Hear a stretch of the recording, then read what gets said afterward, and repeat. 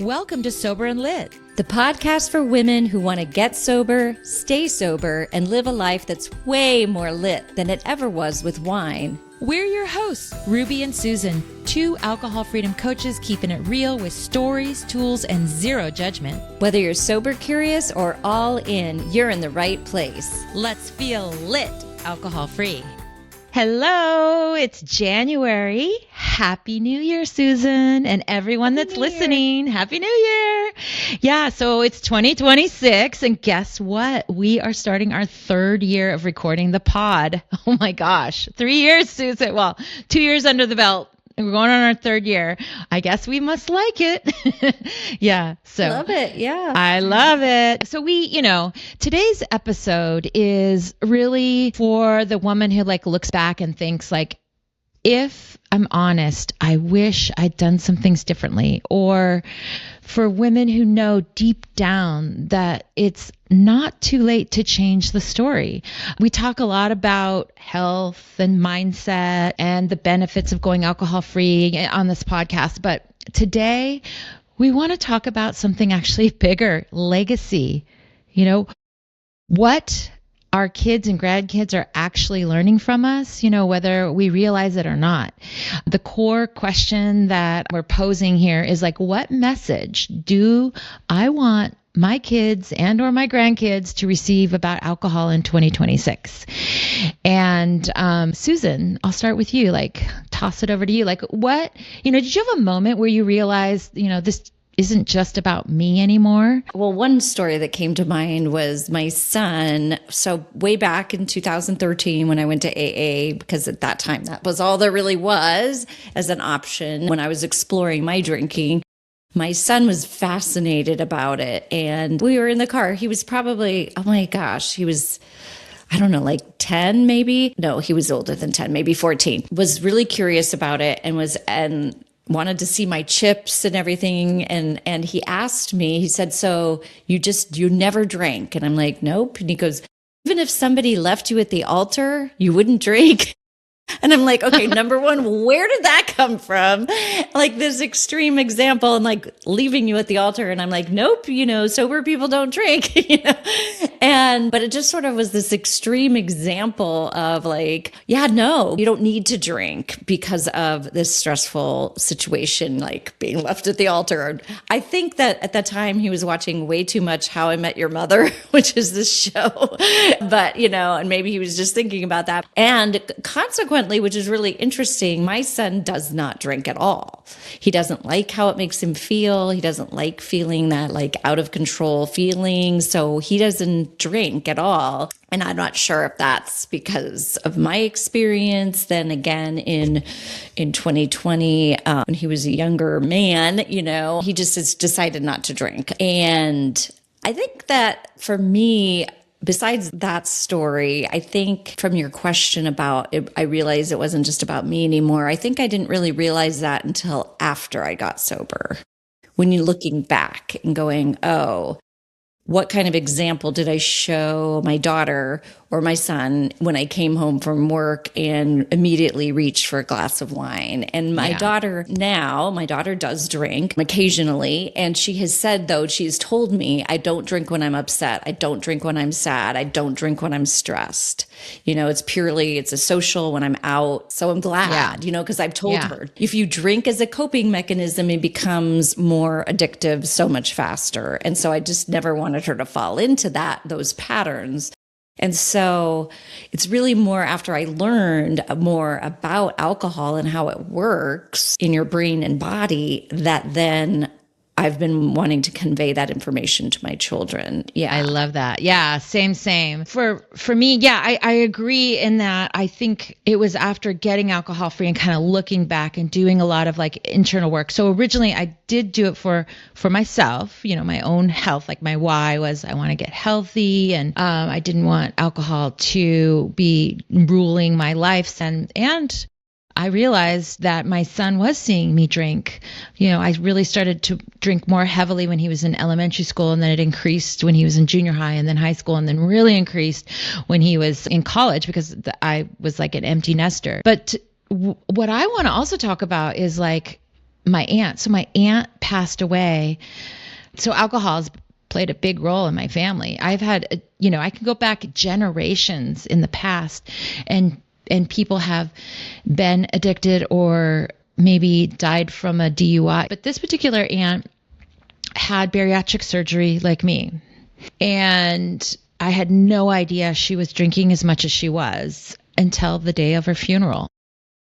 And I did not know. And this is why it scared me so much. But it still took me another maybe 7 years for me to get alcohol free after her funeral. But she died from liver failure and complications from alcohol. And I pulled on her strength. I did. Like in my deep, those deepest moments, I was saying, I'm doing this for you, Aunt Mary. I'm doing this for you. I'm going to get alcohol free. I'm going to figure this out.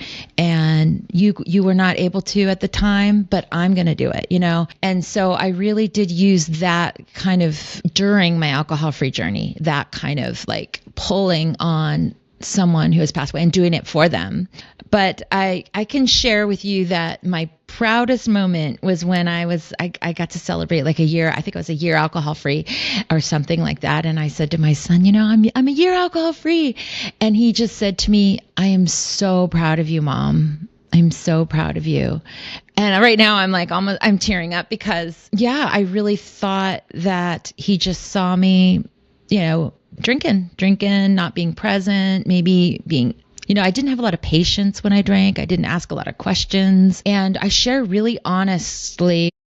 I don't know if I did at first, but I grew into it. I started to really share a lot about alcohol too, just like you did with your daughter. I introduced my son to the Huberman Lab podcast about alcohol. And he said that for him really landed. Like he does drink, but very infrequently, and he's very cautious, as far as I know anyway. Who knows what he's really doing, but what he shares with me is that he might just have a beer with a friend, and he chooses not to drink a lot. We just celebrated Christmas, and I was with him the whole couple of days, and no alcohol. They didn't need it. It's just a non-issue.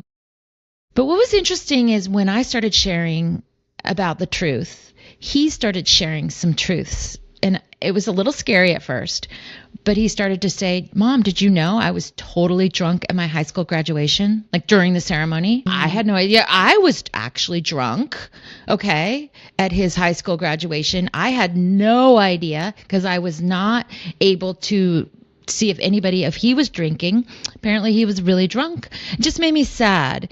And then it made me sad too, so he was drunk during one of his big moments in life. And then I was also, as a mom, being proud that he's graduating, was also not present. And it started making me think a lot about past generations and future generations. And sometimes I think of myself, if you can picture a line, or if you're watching this on YouTube, but like a line, and you're in the middle of the line. Like I think when I heal from addiction of alcohol, and I think I'm healing like my aunt and my grandfather that was addicted, and my other grandmother, and maybe even great grandparent, and then the future, my children, my grandchildren, my great grandchildren. If I'm making a difference for my son and he sees things differently, then he's hopefully going to do things differently for his kids. So I really do see this as like a ripple effect going backwards and forwards. And I know that might seem a little like woo-woo or weird, but I really believe it in my heart that I can do this for my aunt too, and That's change beautiful. the legacy. Yeah. Yeah. Well, it's so beautiful that she had such an impact on you, and you're changing your relationship with alcohol. And it is true. Like if there are generational ties to this substance, and the medical community does feel that there's a genetic component, I do believe that that's overstated. You know what I mean? Because is it nature? Is it nurture? Is it a combination of both? And, we know there's no one gene that is the alcohol gene, but there are genetic makeups that are more susceptible to finding alcohol addictive. But when we stop that, when we make a different choice and stop that from continuing down our line, it's an amazing thing. It's an amazing, yeah. And the ripple effect, like you said, I see a ripple effect in my family. I have a cousin who stopped drinking, and there's a lot less alcohol at our family gatherings. Little by little, there's more education that I've been able to, tell people about it. And it's also coming out in news articles. They send me articles like, look, there's mocktails at this restaurant. I know. My mom's still cutting out, articles and sending it to me, but they're now more aware. Like, not drinking is an acceptable lifestyle choice. And look, the, culture is slowly changing. And so the awareness more and more to more and more people, and it still is kind of a grassroots thing, right? Yeah, and we don't need to erase our past to change the future. Yes, I made mistakes, and my son, I just mentioned, made maybe mistakes, like getting drunk, but we can actually with our kids, and for you and I, we have young adults or adult children. It sounds so weird, but adults, but they can see that we've repaired. Like, they can see that we've healed. They can see that we are making a choice to have this lifestyle. We can grow, we can change. Yeah. So we can grow and change. Yeah. Yeah. I did a reel on Instagram about a year ago with my daughter. And I said, well, what do you think about me changing my drinking? And she was like, I've just seen so much personal growth in you and all the work that you've done. That coincided with me, changing my drinking, because it's really the emotional sobriety work, right? Working on those things that I drank over and making my life so much better. And yeah, that's a great example of exactly like you said, we can change, we can grow. Anyone can. We don't stay stagnant throughout our life. And so it shows an example of any mistakes or any way that your life maybe gets out of control in other areas. You can change that. You can interrupt it, and you can always be growing and improving, Yeah. But the truth is, alcohol does keep you stagnant. It does. Yeah, absolutely. So only after I got alcohol free was all of this open to me. And then this legacy piece where, how do I want my kids and grandkids and to see alcohol? Yeah. And still working on that for myself. I'm still working on relationships over achievements. I'm just such a achiever, that I have to, and that's in my personality, but I also have, and that's a good thing because that's how I approach anything I do. But my worth isn't tied to my achievements. I think that's the next thing that I really am working on. And I really want to pass that down to my daughter, especially because she's very much like me, and yeah, just continuing that work.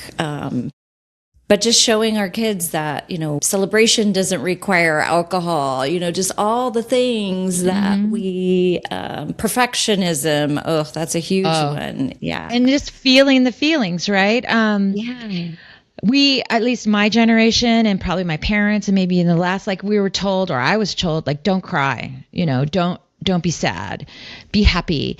And so what do? I started off as a kid eating my feelings. Eating feelings, and then it turned into alcohol. But what if we can say my son's an adult, like I just said, but I hope I have grandkids. When I have grandkids, feel your feel. Okay, you're sad. That's okay. Even the harder feelings are okay. Yeah. Yeah. Feeling our feelings. That's a big one.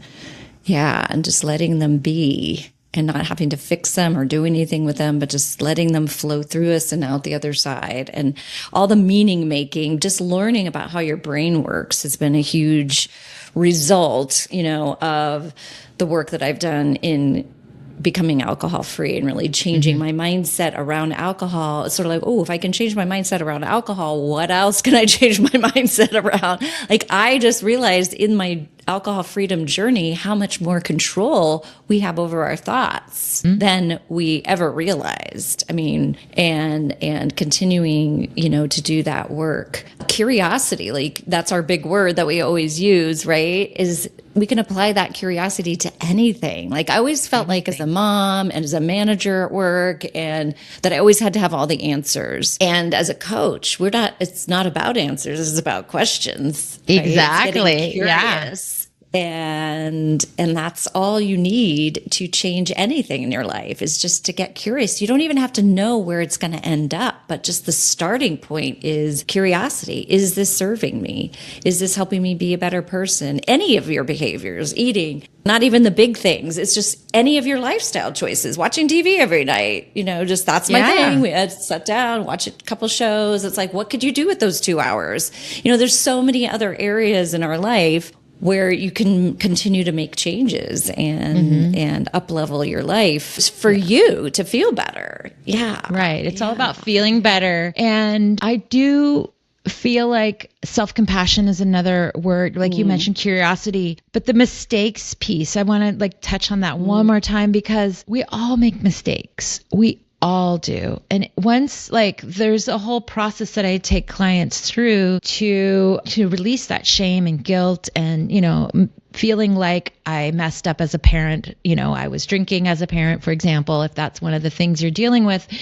And then once you see it in yourself and you have compassion for yourself and start to, go that, okay, it's okay. I did all these things up to this point in my life, but now I know the truth, and now I'm going to take responsibility for my life now going forward and be a role model.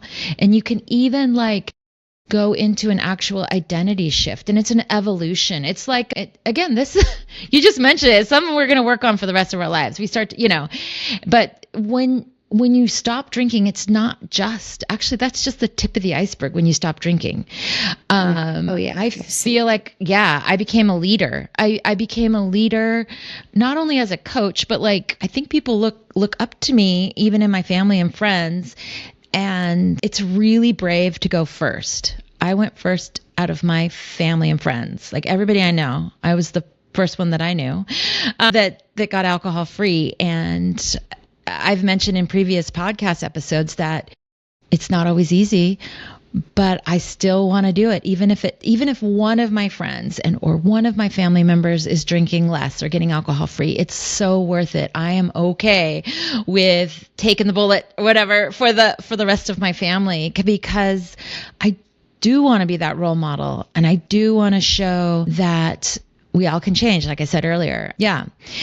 My kid doesn't need a perfect mom, right? He doesn't need that perfect mom, but he needs a present mom now. I'll say kid, even though he's a young adult. We're always going to have our kids, right? They still need us to be present, whether we're raising them every day in the home or they're young adults and off, launched. Yeah. Yeah. Well, and I think about grandkids, as a example, but also as, being trustworthy to take care of them. Right.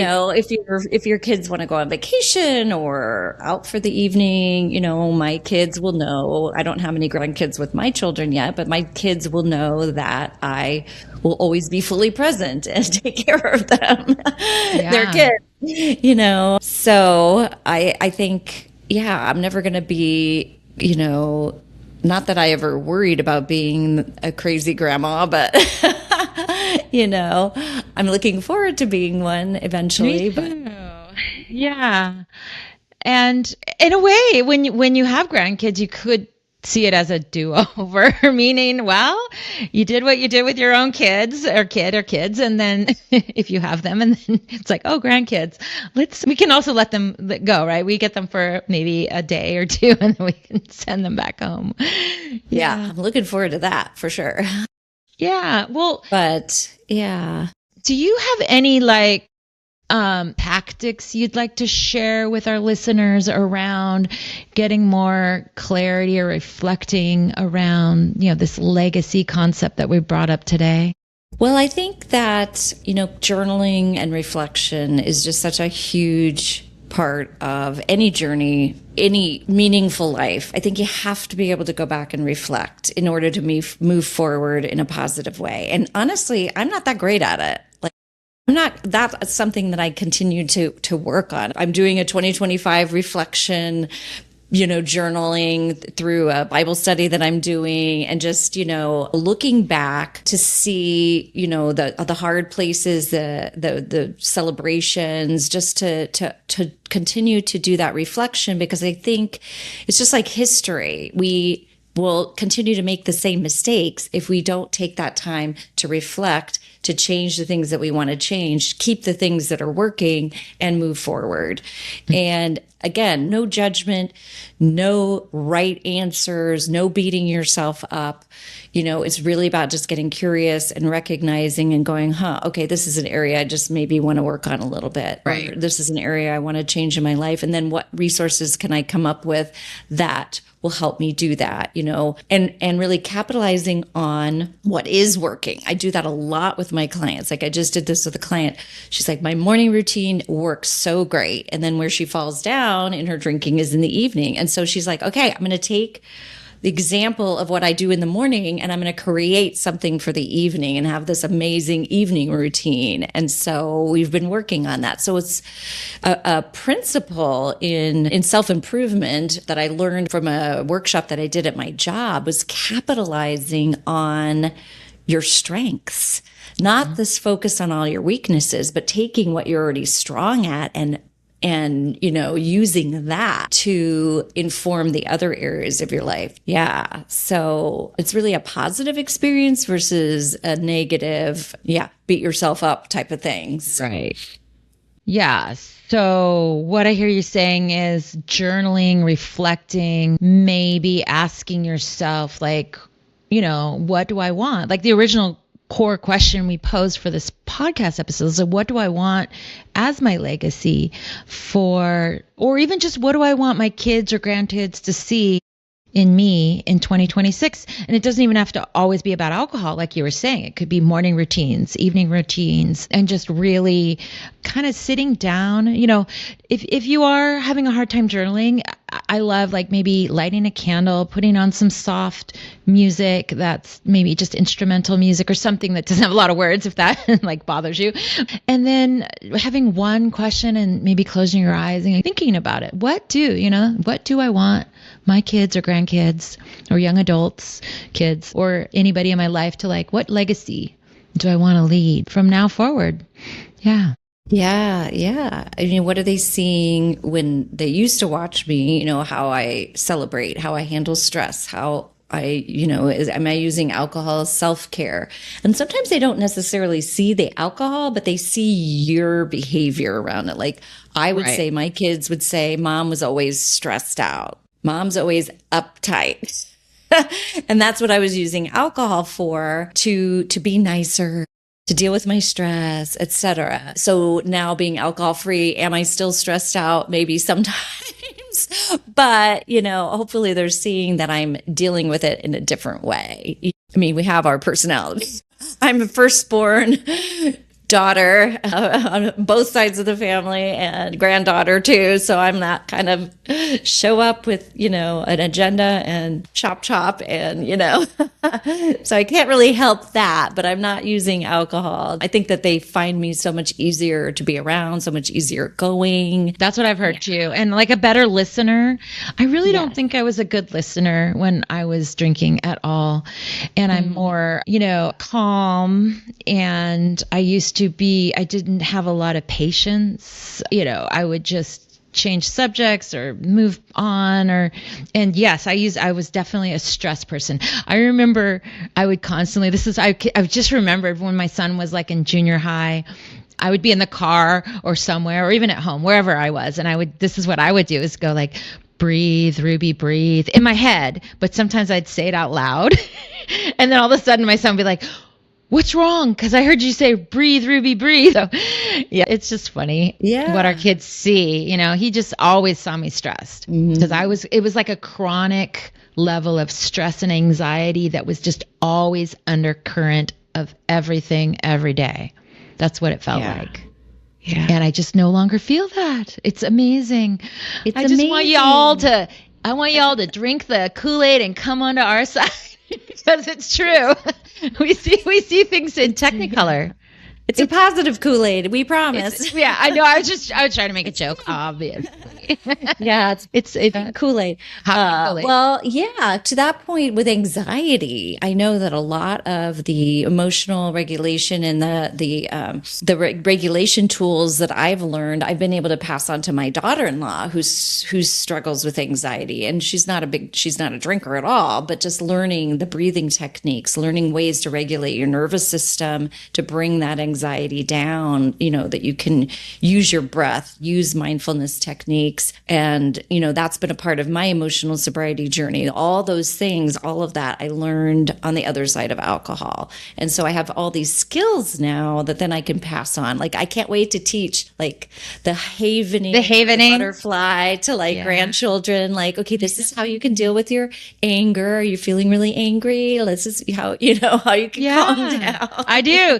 All those tools. So you figure out what works in your own alcohol-free journey. You can figure out what tools work well for you and then teach those to your kids. Just like you said, Susan, I love it. She calls me. I'm anxious. Help me. And I can talk her off the ledge, so to speak, in the call. Like, okay, do this breathing technique. Okay, try this. Yep.